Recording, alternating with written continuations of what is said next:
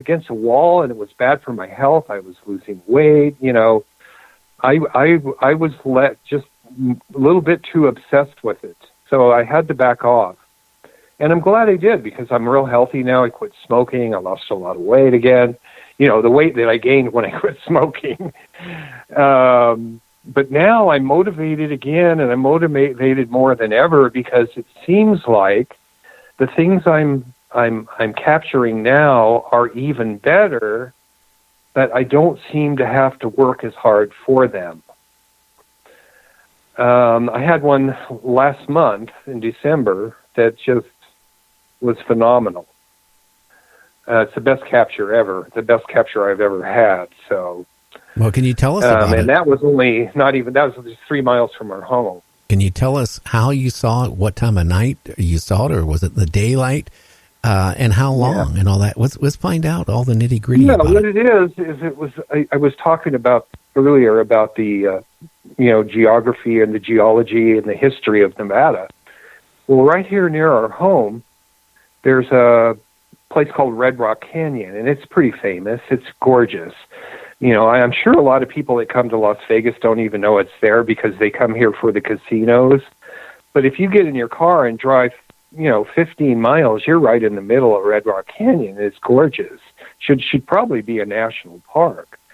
But anyway, just on this side of Red Rock Canyon is Vegas, and I'm on the edge of the city, and so if my wife and I hike, if we walked 3 miles from our home right now, we would be right in the middle of this place called Little Red Rock, which is at the base of this La Madre Mountain, which is this just huge, jagged, rough mountain that's right on the edge of the city here.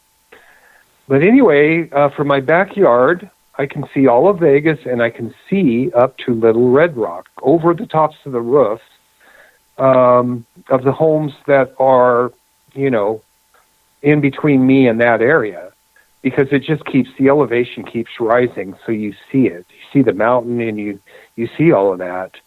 And anyway, on December 11th, last month, I was in here, and I think it was probably around 5 o'clock, 5:15, somewhere around there. I was on my computer, and I know this sounds corny, because this never happens to me, but I did have an urge to go outside. And, when I go, I have my camera ready by the back door. And it's always ready. It's always charged.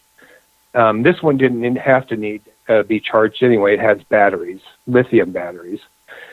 I took it out, I set it up, and immediately I see something up at Little Red Rock. So I trained the camera on it, and that's where it all began. I mean, I'm looking through this eyepiece, Gary, and immediately I see this brilliantly colored UFO just hovering, and it's bringing a little white sphere up into it.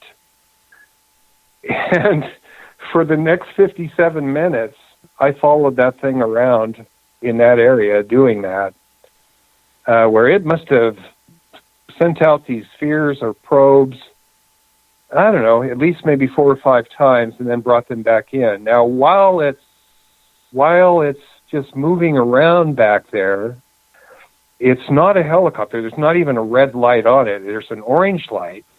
There's no green lights until it starts leaving later on. But in between, when these intensely bright lights would flash, you could actually see this craft. And it changed. It continued to look differently as it moved around back there. And the video is very clear. It's a night vision video. It's done using night vision technology. But on that night, it had been a full moon. And that moon was in the perfect location to pick out details in the video that just showed you how clear it was, because there were homes in the way. So you could see down to the tiles on the roofs, vent pipes coming out of the roofs, windows, shutters, just different tone on the stuccos of the home. But then above the roofs of these was Little Red Rock in the mountains. And you see this UFO moving around back there. And it just turned out to be the most incredible video I ever shot. When it left, I followed it as it departed, and now it came even closer to where I mentioned earlier about doing websites and using tools to break down video or photographs. I have this program. I took it and I took key points in that video and just broke it down to thousands of individual images, and you can go through them real quick, just like an old movie, you know, and pick out the best scenes to where you see the actual, what these things look like. This thing was, sometimes was like it was just like a triangle. It was a triangle with a light on each corner. The two back corners seemed to have more of an amber-colored light, and then the light on the front was white. But this thing was pulling things up into it as it was underway. It was just unbelievable. I highly recommend people go and watch that video. It's the one with the word probes in the title. So, yeah, that's going to prove to be just one heck of a video. Now, have you? And it's not even the one that went viral. Yeah, have you sent that off to MUFON for them to check it out or anything? No. MUFON and I have some funny kind of relationship. Ever since that first UFO I told you about that I sent that one in, I've sent 4 more in the 5 years after that. And all 5 of them, and this is verbal on the last 2, have been inspected, and all of them were deemed to be unknowns. And the unknowns is their highest classification. They don't go any further than that. They don't say it's a saucer, or, and that's where it ends. But, I could bury MUFON in reports, and I have no need for MUFON. Based on TV stations, military, you just get these phony baloney stories. So what I do is I put my videos up and I let the public decide on what they think about the videos themselves. So I just take them straight to the people. And, I always felt that, if, first of all, that they are real, phenomenon is definitely real. And that, I've always felt that they were good enough that when the right people see them, they will react to them. And that's what's happening right now. I just recently had Linda Moulton Howe get in touch with me. I've had all these, people wanting to do interviews and things like that. Next month, I'm going to be on a new series on the Discovery Channel. They came and did a story on UFOs here. So it's really taken off, and it's exciting. And, my whole thing is I just want people to know that in a world of fake news, this isn't one of them. This is not fake news. This is real. And you guys you can argue all you want on what they are, but I'm just going to tell you they are here. Well, how do you take it, Steve, when somebody makes a comment that it's a helicopter, or it's nothing more than car lights and stuff like that? How do you feel? Well, I don't let it bother me that much. I mean, it is irritating, especially when you work really hard on it and 100% that is not even remotely a helicopter. But at the end of the day, too, you don't know who it is that's even, talking about your video. It could be somebody that's a lifelong non-believer in UFOs, and they're good. I mean, people get angry. They call me names, all kinds of things. And the funny thing is that they don't know is that I think I'm providing the public service. I'm just putting this stuff on video and letting people look at it for free. And you decide. I'm not making any money doing it. The only thing I do is I do monetize the channel. I didn't for years, but I did start doing it because I wanted a little bit of extra money, if I made money from the videos, to go towards, equipment like batteries and new cameras, and things like that. Because I even had to buy a new computer.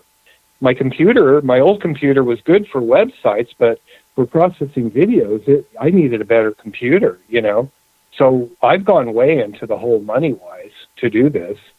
But I don't let it bother me. People have, I learned in high tech that, they have this 1-2-word phrase called paradigm paralysis.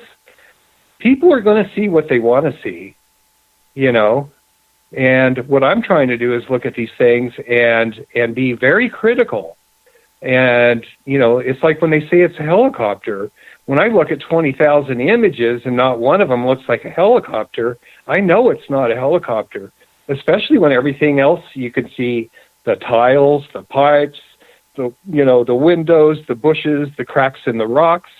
They all look like what they are. Well, if there's a helicopter there, why don't you see one?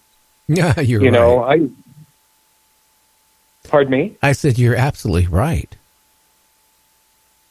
Yeah. So I stick to my guns, and Gary, I also want people to know too that getting to this point involved, just like anything else that anyone else does, is mistakes. I've made plenty of mistakes, misidentifications, things that on video looked fabulous. They looked fabulous. It couldn't be anything else. But, when they do look fabulous, you put that much more extra work into it, making sure it is really fabulous.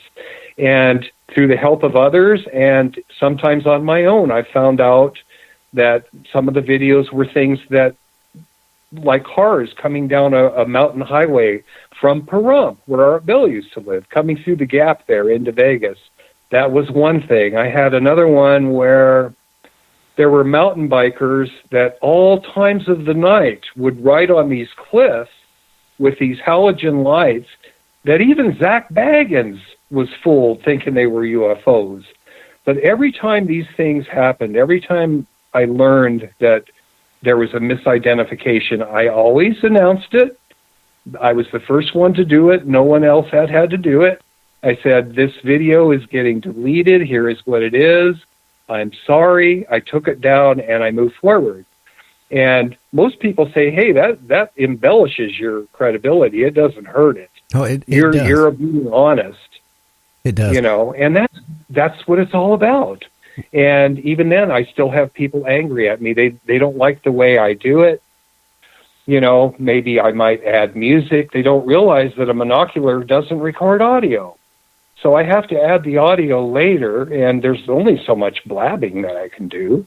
Oh, yeah. And when it's done, I put in a nice, mellow, ambient background music. And I always say, if you don't like it, just turn the sound down, Now, hey, Steve, we have to go a break on radio stations. And after the break, James is going to do a couple minutes of the paranormal Earth news, and then we'll have you back on for the last half an hour. So if you want to get your cup of Java, a cup of tea, or whatever, now's the time to do it. So don't hang up. I'm going to put you on mute, and we'll be back in about 8 minutes. Okay, thank you.